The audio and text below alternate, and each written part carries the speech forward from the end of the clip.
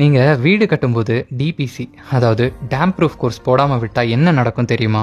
யூஸ்ஃபுல்லான இன்ஃபர்மேஷன் வீடியோஸை பார்க்க மறக்காம தினம் ஒரு தகவல் பேஜை ஃபாலோ பண்ணிக்கோங்க. சுவத்துல ஈரப்பதம் வர்றது, பெயிண்ட் உறிஞ்சு வர்றது, பெயிண்ட்ல பபிள் ஃபார்ம் ஆகுறது, ஃபங்கஸ் ஃபார்ம் ஆகுறது, ஏன் உப்பு படிகிறது கூட நடக்கும். இதுக்கெல்லாம் முக்கியமான காரணமே கேப்லரி ஆக்ஷன் தான். கேப்லரி ஆக்ஷனா அப்படின்னா என்னன்னு கேட்குறீங்களா? ஆமாங்க, வாட்டருக்கு ஒரு ஹேபிட் இருக்கும்.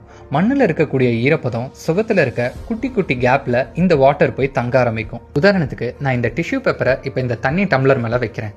அந்த நீர் பார்த்தீங்கன்னா மேல் நோக்கி மேலே போகும். இதைத்தான் நம்ம கேப்லரி ஆக்ஷன் சொல்லுவோம். இந்த மாதிரி தான் உங்கள் பில்டிங்லேயும் நடக்கும். இதை தடுக்கிறதுக்கு தான் டேம் ப்ரூஃப் கோர்ஸ் போடணும். இது மட்டும் இல்லாமல் வால் அண்ட் ஃப்ளோர் ஜங்ஷன்லையும் ப்ராப்பரான வாட்டர் ப்ரூஃபிங் கெமிக்கல் போட்டிருக்கணும். டெரஸ் அண்ட் பாத்ரூமில் PU crystalline water proofing use பண்ணியிருக்கணும். டிபிசி எப்படி அப்ளை பண்ணுவாங்கன்னு பார்க்கலாம். அதாவது பில்டிங் ஸ்டார்ட் பண்ணுறதுக்கு முன்னாடியே டிபிசி போடுறது ரொம்பவே முக்கியம்.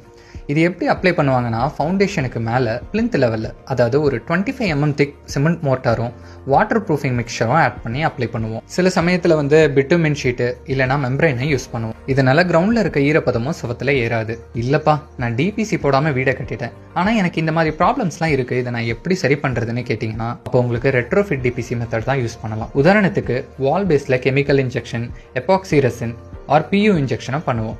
சில நேரத்தில் குரூவை கட் பண்ணிவிட்டு பிட்டுமென் இல்லைனா மெம்பரனையும் இன்சர்ட் பண்ணுவோம். இது கொஞ்சம் காஸ்ட்லியரும் கூட, ஆனால் இது உங்களுக்கு ரொம்பவே டைம் எடுக்கும்.